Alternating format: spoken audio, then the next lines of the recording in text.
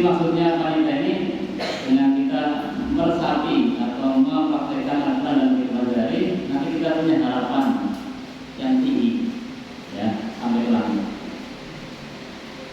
Sebelumnya kita akan belajar dulu apa itu Al-Quran. What is Al-Quran?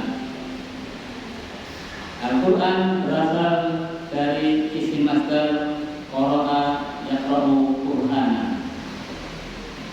Artinya adalah bacaan atau sesuatu yang dibaca berulang-ulang. Ulang-ulang. Secara bahasa sudah bisa kita pahami bahwa Quran itu adalah bacaan kita yang harus dibaca berulang-ulang. Kalau kita mengaku punya Quran tapi baca di lemari, itu namanya bukan Quran, namanya pajangan. Bukan Quran, pajangan. Kalau mbak-mbak ini yang mungkin belum lama nikah, yang dikasih mahar perangkat surat dan mushaf Al-Quran, nah itu namanya bukan, kalau belum dibaca bukan Quran, namanya apa? Kawanan atau apa ya? Mas kawinan. Kalau Quran baru sekedar kitab, itu namanya mushaf, ya. Jadi belum jadi Quran kalau hanya diletakkan di lemari. Bahkan mungkin ada sebagian kita yang punya Quran sampai berdebu, ya. Saya punya Quran besar di rumah, saya besar dari Kuwait. Saya pakai plastik, pakunya sampai hancur, belum pernah saya buka. Kenapa? Karena saya punya Quran yang kecil yang bisa masih dibaca. Saya bawa Quran yang besar, harapannya kalau nanti sudah tua, kalau sudah makanya barengan bisa dipakai. Itu adalah bisa pakai, tapi plastiknya sudah hancur. Bukan berarti saya tidak pernah baca, karena Quran lain yang sering kita baca dari itu. Makanya nama itu Quran adalah bacaan yang dibaca berulang-ulang, tidak cuma sekali. Secara istilah dan terminologi, Al-Quran adalah kalam Allah yang diturunkan kepada Nabi Muhammad SAW sebagai mukjizat dari Allah SWT atas perantara malaikat Jibril yang diriwayatkan secara mutawatir. Membacanya dinilai sebagai ibadah. Ada yang masih ingat apa itu mutawatir?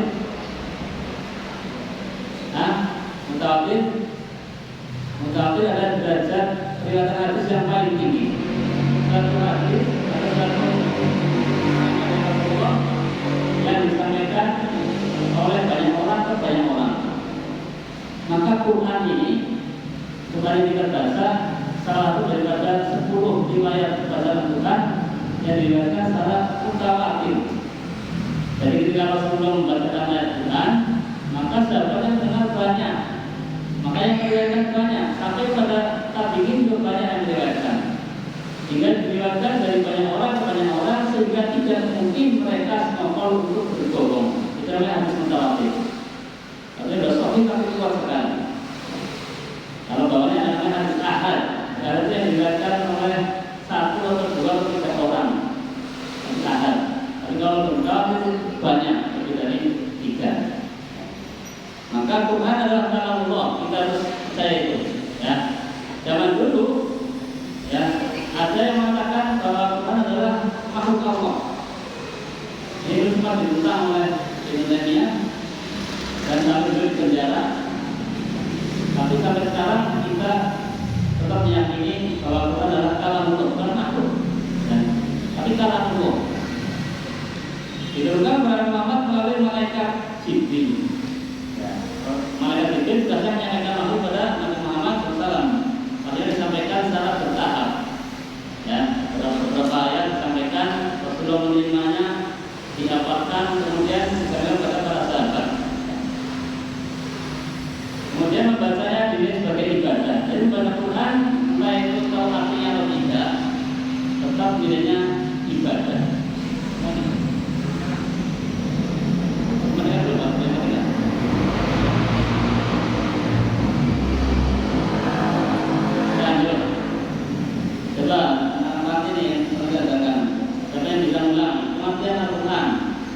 Yang tidak benar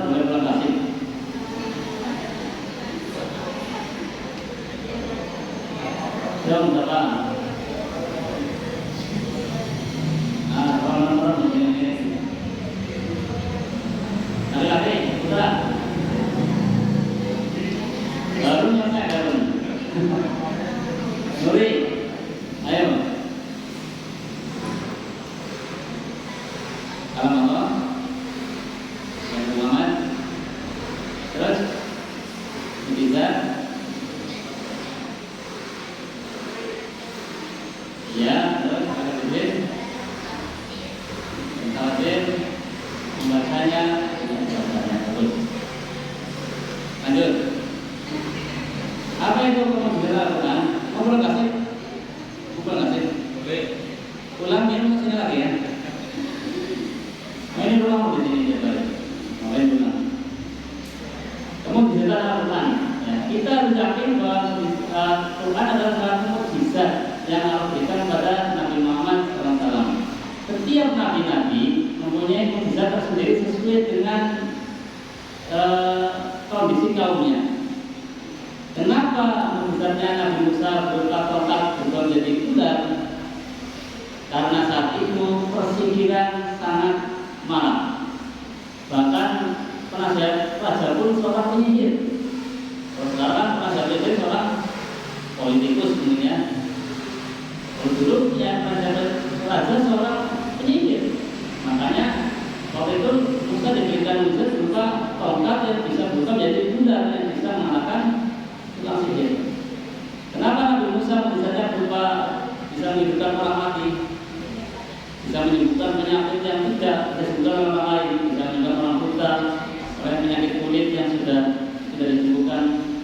Karena saat itu sedang marak ilmu pengobatan, ya, ilmu pertabiban. Makanya berikan berupa kemampuan untuk menyembuhkan penyakit dan menyembuhkan orang mati. Kenapa Nabi Muhammad diberikan mukjizat berupa Al-Quran? Kenapa bukan sebuah jimat atau benda yang bisa berubah menjadi apa itu? Karena saat Nabi Muhammad diutus menjadi nabi, saat itu sedang marak persairan. Jadi orang Arab itu mereka suka bersair, bahkan mereka bertengkar dengan sair. Mereka bermusuhan antara suku itu dengan sair. Ya. Makanya Allah turunkan Al-Quran sebagai mukjizat yang lebih indah daripada sair yang dibuat oleh orang-orang Arab waktu itu.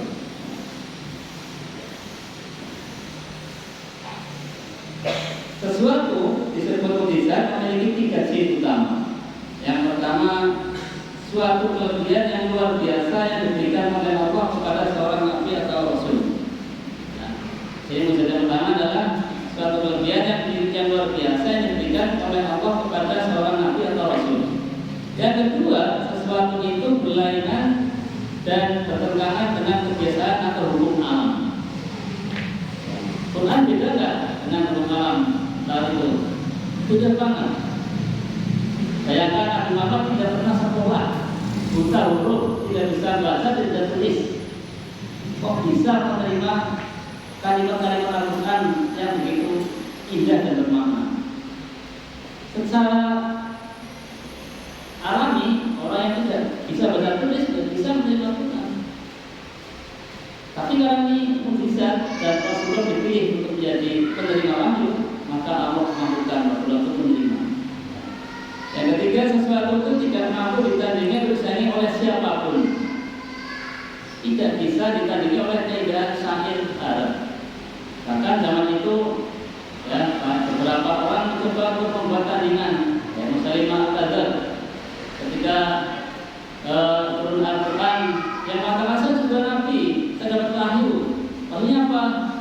Yang buat ayat sendiri. Al-Fil, Wamal-Fil, Wamal-Fil, Lahu-Bayrul Tawil, Wajismi Kabir gitu. Jadi gajah, apakah gajah? Apakah itu gajah? Gajah adalah hewan yang punya kepala yang panjang, telinga yang lebar, badannya besar. Dia ngarang sendiri. Ya, kelihatan lembone. Ya, namanya Musailimah Al-Kadzdzab, pendusta. Dan bisa ditandingi oleh keindahan kalimat manusia. Bahkan seorang kafir musyrik Mekah, saya lupa namanya, ketika mendengar Rasulullah membaca Al-Quran, kalau dia tidak terima, dia bisa berkomentar. Sesungguhnya kalimat ini adalah kalimat yang begitu indah, ya, kalimatnya begitu mendalam, dan dia karena tahu keindahan Al-Quran, dia tidak mau dekat-dekat karena khawatir terpengaruh. Makanya orang Arab mengatakan Rasulullah tukang sihir. Kenapa? Banjir mengaruhi orang. Ketika orang mendengar Rasulullah baca Al-Quran, ya, maka orang Arab memahami ini bukan kata-kata manusia. Ini kata-kata dari Allah yang Maha Kuasa. Maka mereka sebagian beriman dengan mendengarkan Rasulullah membacakan ayat Al-Quran. Bahkan ketika Rasulullah baca ayat Sajdah, ya, dalam surat An-Najm, ini apa ajarnya tadinya? Fasjudu lillahi wa'budu. Mereka itu bersujud, mereka bersujud. Ada seorang kafir Quraisy namanya orang Abu Lahab bin Jahal itu. Dia karena sombong, dia nggak bersujud, dia ambil tanah, letakkan di dahinya. Itu bentuk penghormatan pada ayat Al-Quran. Meskipun dia tidak terima, tapi dia masih mengakui tentang keindahan Al-Quran. Jadi kalau sudah sujud, mereka boleh bersujud. Padahal mereka bukan orang beriman. Nah, kita kan bicara tentang proses turunnya wahyu. Cek banget ya. Menurut kitab-kitab hadis, menyebutkan tentang bagaimana wahyu sampai kepada Nabi Muhammad SAW. Ya. Kita akan tahu bagaimana wahyu turun supaya kita lebih menghargai bahwa Quran itu sesuatu yang besar, sesuatu yang agung, sesuatu yang berat. Kita harus belajar dulu bagaimana Rasulullah menerima wahyu. Ya. Turunnya wahyu, ya, bisa yang pertama berupa mimpi yang baik saat beliau sedang tidur. Jadi mimpi Nabi adalah sebuah wahyu, ya, beda dengan mimpi kita. Ya, mimpi kita yang bukan tidur. Ya, awal-awal Nabi menerima wahyu berupa mimpi. Ketika beliau bermimpi, mimpinya jelas sekali seperti cahaya waktu subuh. Ya. Kemudian yang kedua, terkadang wahyu tersebut disampaikan oleh malaikat Jibril yang sedang menyerupai seorang manusia laki-laki. Malaikat Jibril kemudian menyampaikan perkara kedatangan kepada Rasul, lalu seluruh perkataan tersebut dipelihara dan dihafalkan dengan baik oleh Nabi. Ya. Jadi kadang-kadang malaikat Jibril menyerupai seorang laki-laki yang tidak dikenal oleh para sahabat. Kemudian pada waktu yang lain, wahyu juga disampaikan melalui malaikat Jibril yang menampakkan diri dalam bentuk aslinya. Ada yang tahu berapa kali malaikat Jibril menampakkan bentuk aslinya kepada Nabi? Berapa kali? 3, kapan saja? Nggak tahu. 2 kali. 2 kali. Yang pertama ketika Rasulullah bertemu dengan Jibril kedua kalinya di bawah Gua Hira. Yang kedua ketika di Sidratul Muntaha. Ya. Jadi malaikat Jibril kadang menampakkan dalam bentuk aslinya, selanjutnya menyampaikan apa yang dijelaskan oleh Allah kepada Nabi Muhammad SAW. Malaikat Jibril bentuknya seperti apa? Kalau ditanya malaikat seperti apa, bentuknya setan seperti apa, biasanya jawabannya punya tanduk ya. Makanya anak kecil kalau menggambar setan biasanya ada tanduknya. Ya. Tapi itu benar, setan itu bertanduk. Ya. Kalau gambar malaikat, dia ada apa ya? Itu khas sekali. Ya, dalam Al-Quran mengatakan saya mengatakan ada 1 pasang, ada 2, ada 3, ada 4, ada yang lebih dari itu. Malaikat Jibril itu malaikat yang paling besar. Dan sebagainya itu panglimanya malaikat. Malaikat yang punya 600 sayap. Setiap sayapnya kalau dibentangkan bisa mengerti hukum antara timur dan barat. Sayapnya. Nah ini beliau mempunyai 600, lupa 500 dan yang jelas ratusan. Nah, ini malaikat Jibril seperti apa besarnya? Kalau saya baca bisa dihitung menutupi ufuk.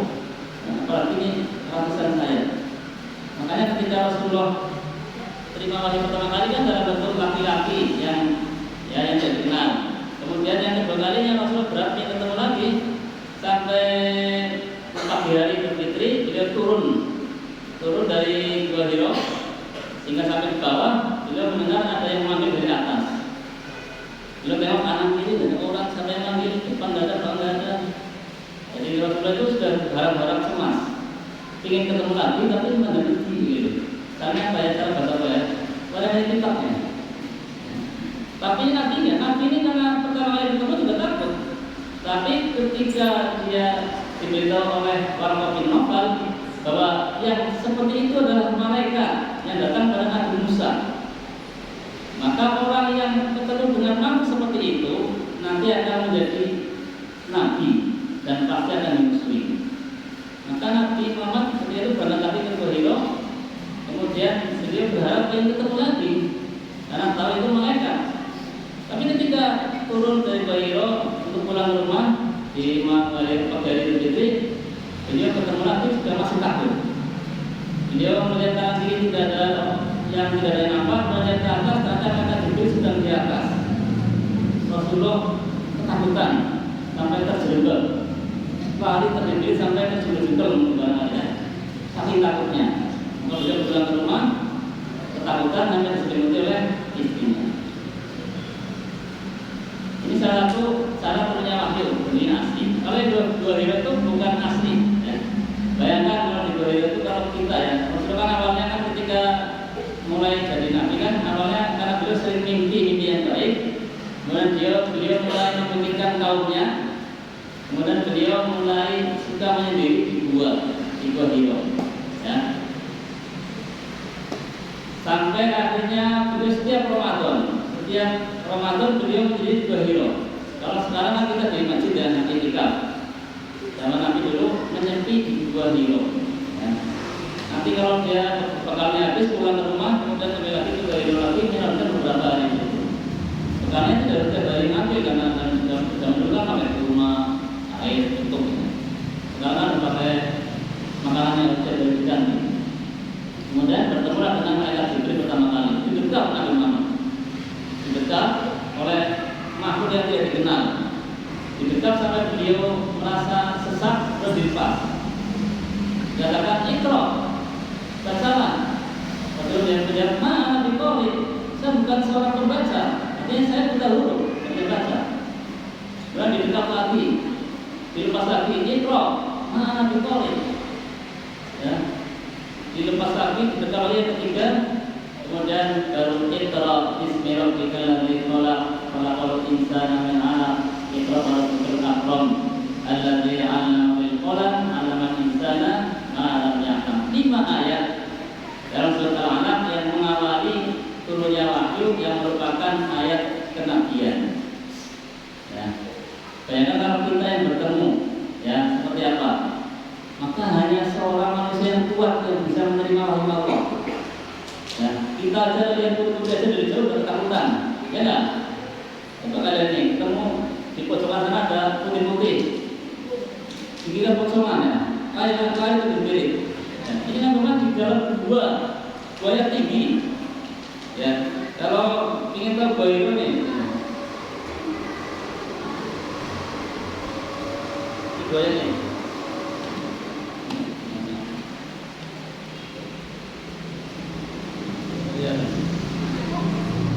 Ini guanya di atas gunung di Bukit Nur. Itu kalau jalan ke atas, dan kemarin juga sana butuh setengah jam untuk jalan ke atas, naik ke atas, tinggi.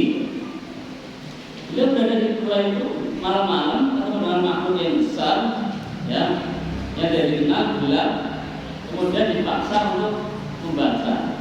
Seperti apa rasanya? Ya, kita aja lihat saja orang atau makhluk yang ada kita ada takut. Ini malah mendekat makhluknya. Maka sangat pantas kalau Nabi pulang ketakutan. Ya, dia bilang zamiluni istimutilah aku semuanya aku. Saking takutnya. Bisa kalau takut terus sampai beginiannya. Ada yang ketakutan sampai berat? Tidak ada ya.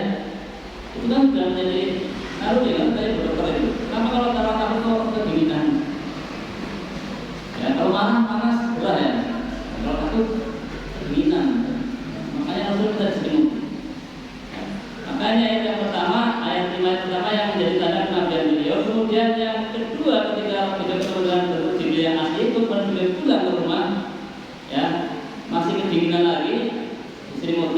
ya, kemudian dipanggilah oleh malaikat Jibril, ya ayyuhal mudatstsir, orang yang berselimut, qum fa'anzir, bangunlah dan berikanlah peringatan.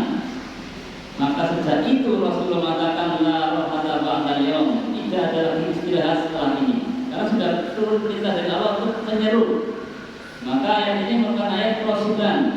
Ya, tanda Rasul diberikan Rasul adalah ketika sabda oleh Allah, qum fa'anzir, bangunlah dan berilah peringatan. Kerja Nabi setelah itu bukan kerja lagi, tapi sebagai apa? Sebagai penyeru pada kebaikan, pada agama Islam. Sekarang kita pelajari tentang fungsi Al-Quran. Apa sih fungsi Al-Quran? Ada banyak fungsi Al-Quran. Ini saya sebutkan hanya 4 saja. Ya. Yang pertama adalah sebagai petunjuk, Buddha, ya, petunjuk. Dalam surah Al-Baqarah ayat 2 dan ayat 185. Ayat 2 pasti apa? Dzalika kitabul la raiba fihi hudan lil muttaqin. Ayat 185 yang apa? Kenapa boleh kasih? 185. Ada yang apa? Syahrul Ramadan alladzi unzila fihi al-Qur'an hudan lin-nas wa bayyinatin minal huda wal furqan. Jadi bulan Ramadan mulai terkenal Quran sebagai petunjuk bagi manusia. Jadi Quran sebagai petunjuk, banyak ayat yang menunjukkan Quran sebagai petunjuk atau huda, petunjuk bagi manusia, petunjuk pada jalan yang benar. Ada petunjuk secara umum, ya. Inna jalan sabila imma syakiran wa imma kafura. Kami tunjukkan jalan, ada jalan kufuran, ada jalan syukuran. Ya. Kita harus milih yang mana. Tapi ada juga petunjuk langsung pada jalan kebenaran. Kemudian juga sebagai Al-Furqan dari surah 185 dan juga Al-Furqan. Ada juga dalam surah Al-Furqan ayat 1, tabarakalladzii nazzala al-furqana 'ala 'abdihi liyakuna lil-'alamin nadhira. Maka apa yang menentukan Al-Furqan pembeda antara yang hak dan yang batil. Kemudian yang ketiga sebagai sumber pokok ajaran Islam. Ya. Nabi Muhammad pernah berpesan kepada kita untuk berpegang pada 2 hal. Dalam fikum amra ini intamassakum bima lam tadillu abada. Saya ingatkan pada kalian 2 hal yang kalau kalian berpegang pada keduanya tidak akan sesat selamanya. Itu Al-Quran dan Sunnah. Quran dan Sunnah. Maka Quran menjadi sumber pokok ajaran Islam. Ya. Jadi dipraktekkan oleh seorang sahabat Mu'adz bin Jabal, dan seorang alim dari sahabat, ketika beliau diutus ke Yaman, maka Rasulullah mengetes dulu. Mu'adz, kalau nanti kamu menjumpai ada suatu perkara, bagaimana engkau memutuskan? Maka Mu'adz mengatakan, saya putuskan dengan Al-Quran. Kalau tidak ada, baru dengan Sunnah atau hadis. Jadi Quran jadi sumber pokok ajaran yang pertama. Selama Quran ada, ya, maka tidak boleh dibetulkan dengan hadis. Ya. Karena fungsinya hadis itu bukan untuk melawat Quran, tapi untuk melengkapi atau menjelaskan atau merincikan Quran yang belum rinci. Jadi antara Quran dan hadis tidak pernah berurutan. Maka kalau dalam penentuan dalil yang pertama dari Al-Quran dulu, baru dibatalkan dengan hadis. Kemudian yang keempat juga sebagai asyifa, penyembuh, ya. Penyembuh baik penyembuh secara fisik maupun secara batin, ya. Kalau kita punya masalah, ya, atau lagi kita yang tetap baca Quran sama lebih tenang. Punya masalah fisik juga bisa, ya. Punya masalah fisik bisa disembuhkan dengan Al-Quran. Pada surat Al-Isra ayat 82, wa nunazzilu minal Qur'ani ma huwa syifaa'un wa rahmatun lil mu'minin. Dan kami turunkan Al-Quran itu sebagai syifa, penyembuh dan rahmat bagi orang beriman. Jadi Quran bisa menyembuhkan, ya, penyakit hati maupun penyakit fisik. Sekarang kita bicara tentang fadilah ahli Quran.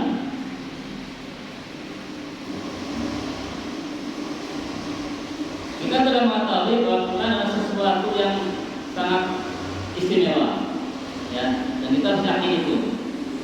Makanya ketika kita berinteraksi dengan Al-Quran, maka kita menjadi orang yang istimewa, ya. sejauh mana dia dekat dengan Quran, maka dia akan semakin istimewa di mata Allah. Jadi Quran itu bukan hanya tulisannya, tapi apa yang ada dalam isi itu. Kalau sudah tulisan gampang buat, tapi apa yang bisa diambil dari Quran itu dibaca, dihayati, dihafalkan, itulah Quran yang sesungguhnya. Yang pertama, ini yang sering kita dengar, bahwa Al-Quran adalah golongan manusia yang terbaik. Kalau kita memilih jalur dekat dalam Al-Quran, maka kita telah memilih menjadi orang yang terbaik menurut versinya Allah.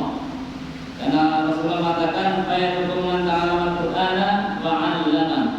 Sebaik dari kalian adalah orang yang belajar Quran dan mengajarkannya. Jadi menjadi orang yang belajar atau mengajar Quran, semuanya sama-sama mempunyai hak untuk menjadi orang yang terbaik. Jadi jangan berpikirlah belajar Quran untuk apa sih? Atau mengajar PPK nggak ada gajinya, jadi yang berapa?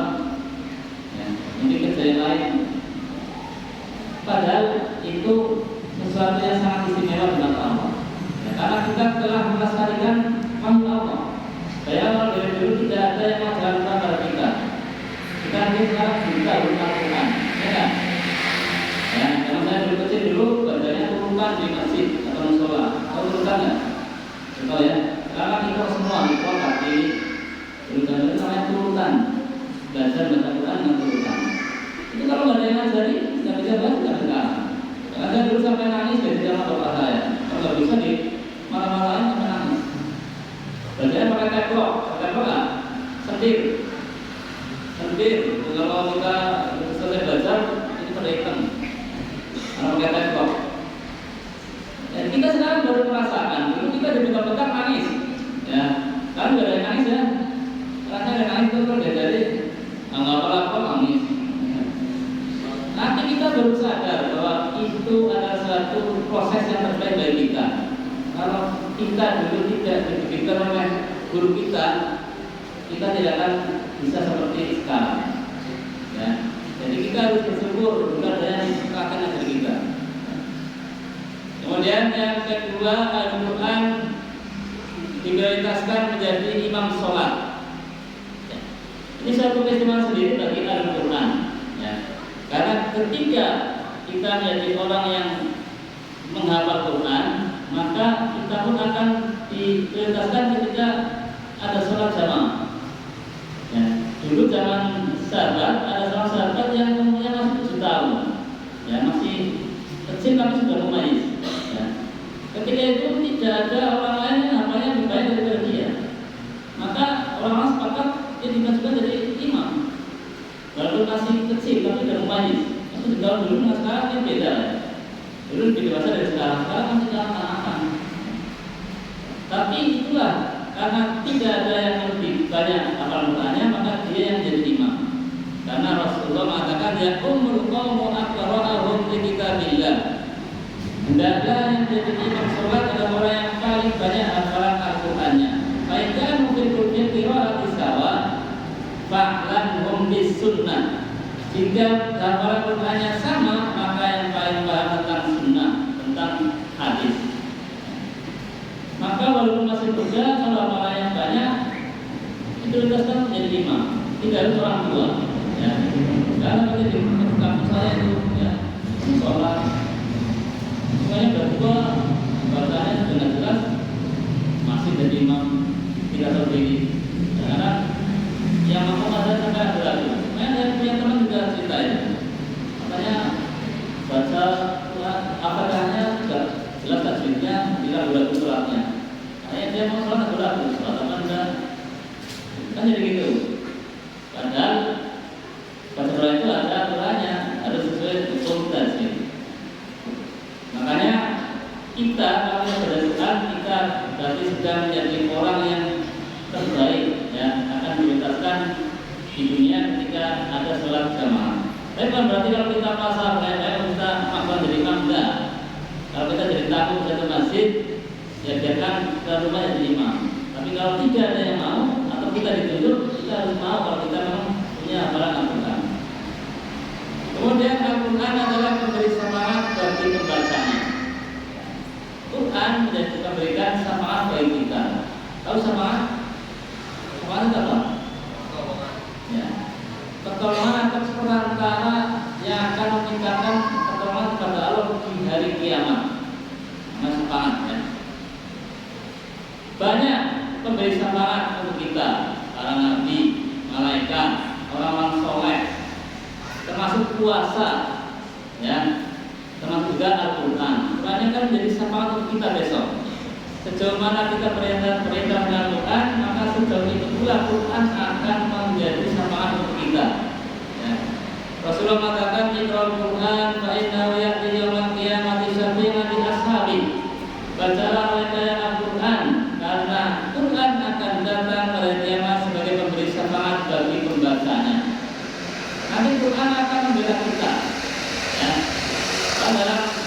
Dalam baju sudah dikatakan Quran itu akan menjadi pembela atau penuntut kita. Kalau kita baik dengan Quran, maka Quran akan membela kita untuk masuk surga. Kalau kita tidak baik dengan Al-Quran sampai di dunia, Quran jadi penuntut kita untuk masuk neraka. Mungkin dia akan mengatakan, "Ya Allah, di dunia dia tidak pernah berikan saya, tidak pernah baca saya, apalagi menghafal saya. Masukkan saja dia ke neraka ya Allah." Jadi seperti itu. Jadi jangan dilihat sahabatnya untuk kebaikan saja. Ya, bisa menjadi penuntut masuk neraka atau pembela masuk ke surga. Ya, makanya baik-baiklah dengan Al-Quran dari dunia. Kemudian bacaan Al-Quran juga pahalanya besar. Ya, tidak ada lagi Quran pahalanya besar. Membaca meskipun tidak tahu artinya itu sudah berpahala. Apalagi kalau tahu artinya pasti dihafalkan.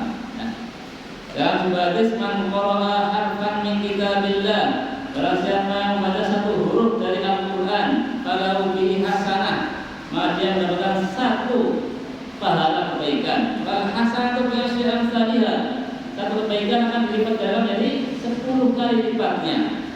La aqulu alif lam mim harf, saya tidak mengatakan bahwa alif lam satu huruf, walakinna alif harf, wa lam harf mim harf. Tetapi alif satu huruf, lam satu huruf, mim satu huruf. Berarti kalau kita baca alif lam mim berapa huruf? 3 huruf. Pahalanya minimal 10 kali 3, 30. Ya. Kalau basmalah berapa huruf? Nah, itu enggak? Berapa? 13? 19 kali 10, 190. Ya, kalau yang lupa itu amen, apen. Makanya kita jangan pelit dengan membaca Quran.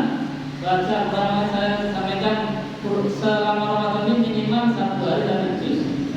Satu juz berapa huruf tahu? Nggak tahu orang itu. Ada yang mengatakan satu Quran ada berapa huruf? Nggak pernah itu ya? Berapa ayat? Katanya 666. Pernah itu nggak?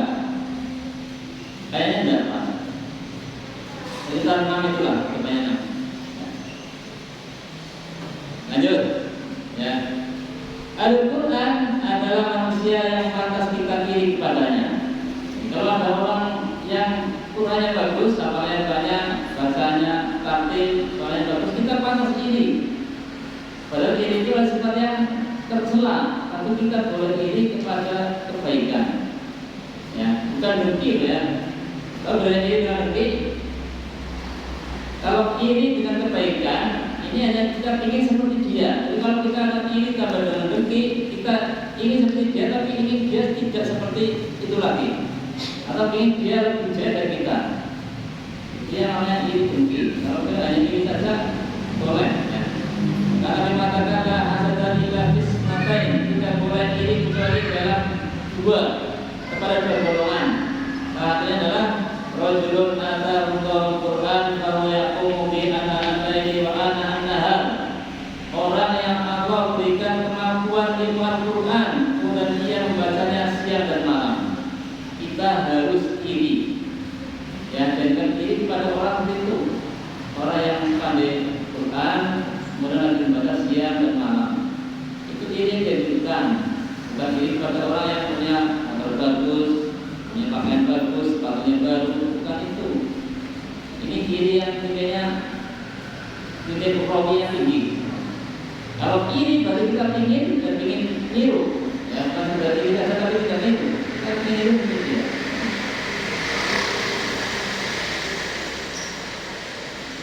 Yang terakhir, ya. Yang terakhir, apakah Al-Quran menjadi pendongkrak derajat di surga? Al-Quran menjadi pendongkrak kita untuk naik ke derajat yang lebih tinggi.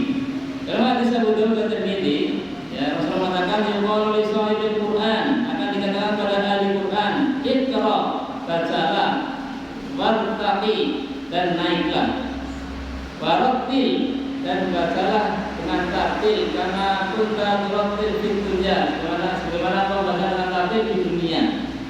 Fa inna manzilataka 'inda akhir ayatin taqra'uha, sesungguhnya kedudukanmu di surga di akhir ayat yang bisa engkau baca. Ya, katanya apa kira-kira besok kita bawa mushaf enggak? Tidak kan? Kita nanti tidak bawa apa ya? Berarti kita suruh dibaca di surga besok. Dari mana kita tahu? Dari hati kita. Sebagian ulama yang mengatakan yang dimaksudnya adalah orang membaca Quran. Tapi menurut saya yang paling kuat adalah penghafal Quran. Karena apa? Ketika menghafal dia pasti membaca dan dia akan masuk dalam hati.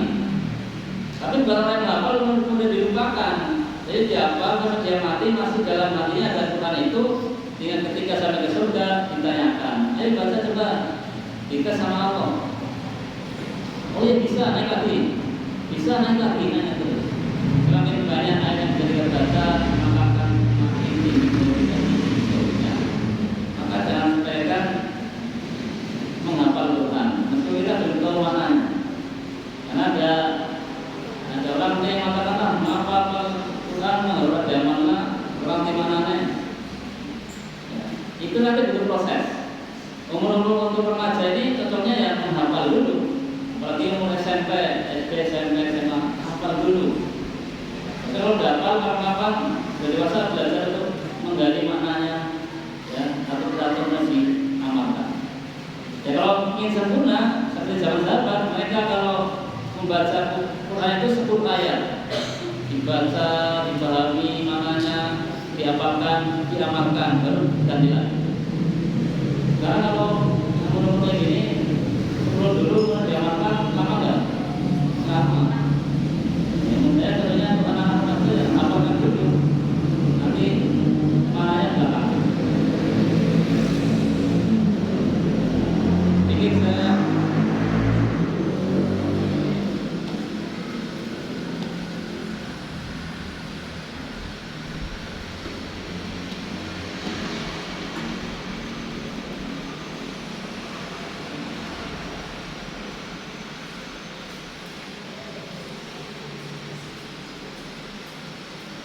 dengan diri dari video. Oh, itu suaranya.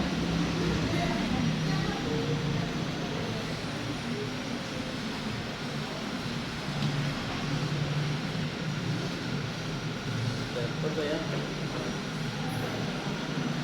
Ada suaranya nih.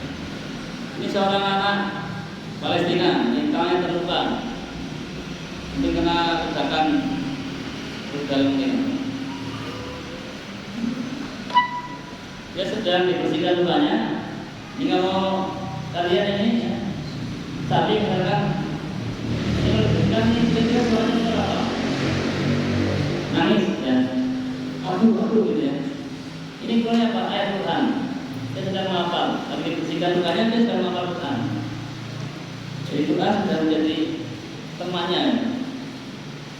Jadi ya. Tadi saya coba ini, teman saya baru.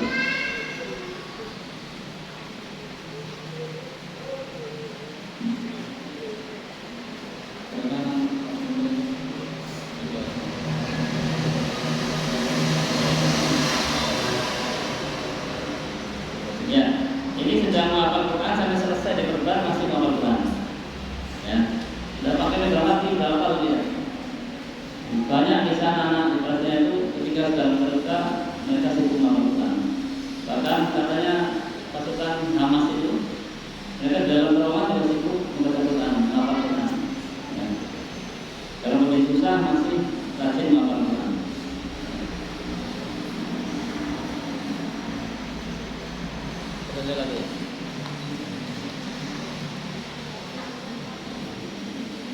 Jadwal sudah. Ya.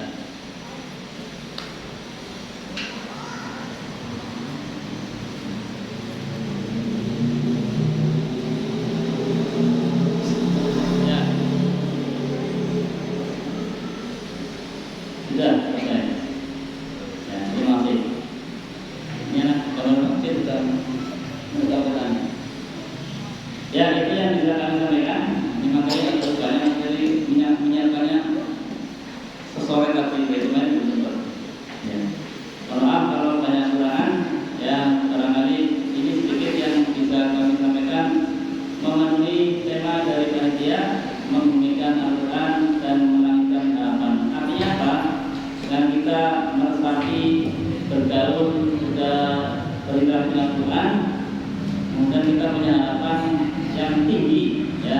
Setelah itu akan membawa kita sampai ke surga yang derajat yang paling tinggi yang bisa kita raih, gitu ya. Karena itu yang kita dapat di dunia. Nanti kalau kita di dunia tidak bisa, maka kita akan kehilangan kesempatan. Dan sampai kita menjadi orang yang diajukan oleh Nabi kita. Nanti Nabi mengatakan, "Maqala Rasul ya Rabbi inna qawmin tahu hadal Qur'ana mahjura." Nanti bisa komen kepada Allah, ya Allah, yang kamu menjadikan Quran di belakangnya, nanti tidak dipedulikan. Ya, jadi nanti tidak cuma Quran saja yang menuntut kita, tapi Nabi juga akan melawan kita kalau kita tidak peduli dengan Al-Quran. Ya, maka kita ini masih di bulan Ramadan namanya Syahrul Quran juga, dan kita kepada Al-Quran, maka kita giatkan lagi untuk mendengar Al-Quran melalui bacaan satu juz atau dengan sholat dengan menggunakan bacaan yang kita hafal agar kita bisa dekat dengan Al-Quran dan bisa kita lebih dekat kepada Tuhan Allah. Demikian ada kalian mohon maaf. Assalamualaikum warahmatullahi wabarakatuh. Waalaikumsalam warahmatullahi wabarakatuh. Jazakallah khair Ustaz Ankom atas paparan materinya yang luar biasa ya teman-teman. Sebelum kita akan selanjutnya, apakah ada yang ingin bertanya? Ada satu.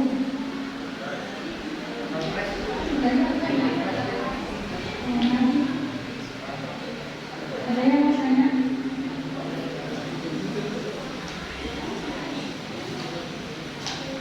Ada ya? Luar ada. Usul poin dalam ini. Ya, ini ya.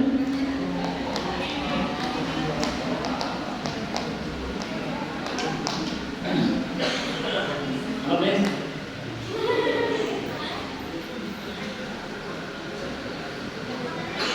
Mohon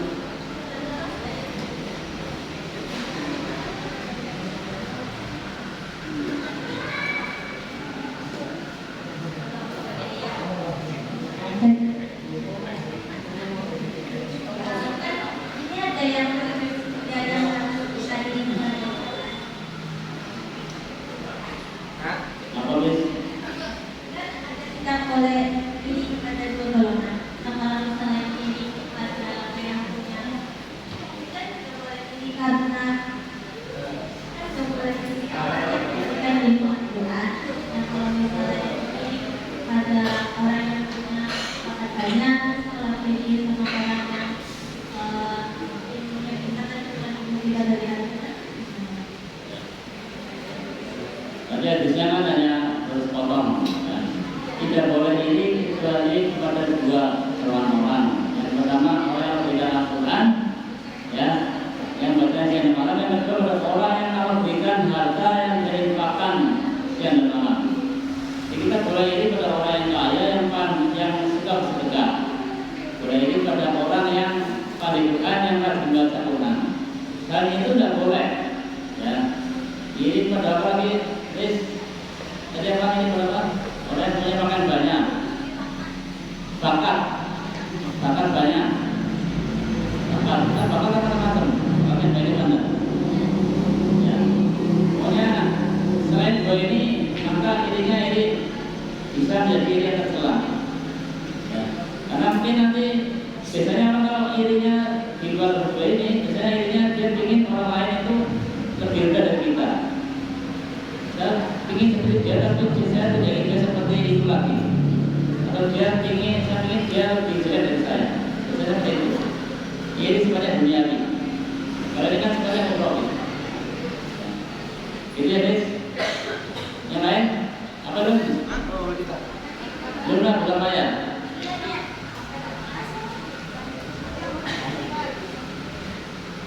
Belum. Amalan apa yang kita yang sedang menerangkan sebelum malam terakhir? Oh, malam terakhir malam apa? Saya saja.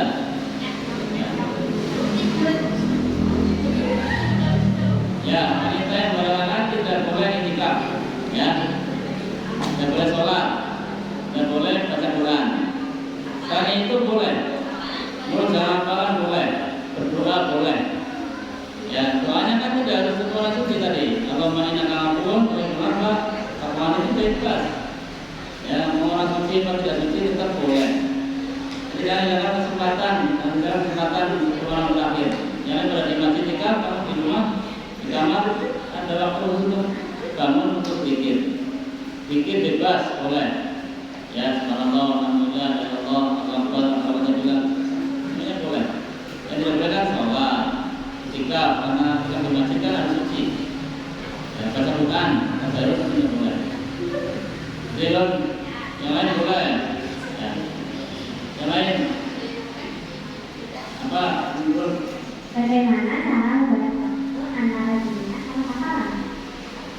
Dulu waktu Jadi kayak katakan sama Al-Quran pulau yang tetap yang lebih hafalan itu seperti sholat sampai nanti.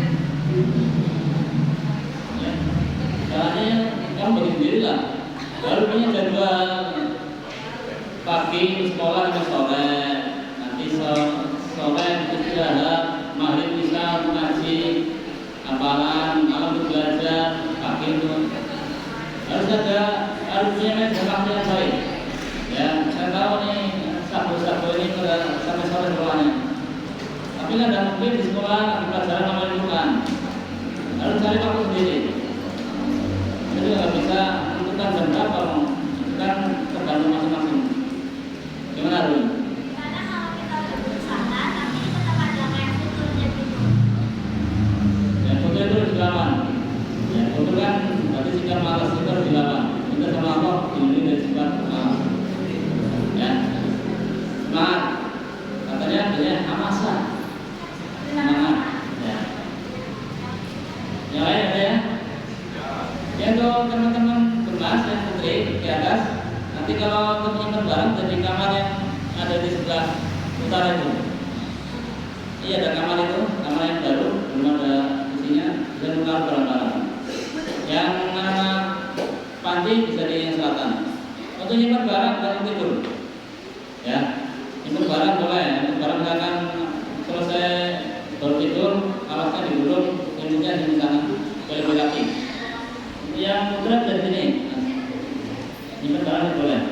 Dan di luar itu ada. Cukup ya? Cukup? Itu jam 2 harus bangun. Saya katakan lagi untuk itikaf, silakan boleh menggunakan karpet yang tipis di atas itu. Ya, tidak boleh tidur di karpet ini yang tebal. Ini kan ini susah nih. Ini untuk sholat. Untuk yang karpet itu sudah dipakai. Yang jelas semuanya diharapkan pakai alas, tidak boleh tidur di lantai karena nanti bau lantainya. Ya, cukup nih. Selanjutnya adalah pemberian kenang-kenangan dari teman-teman Dimas kepada Ustaz Santo diwakilkan oleh saudara Febri. Kepada beliau kami persilakan untuk kelanjutan.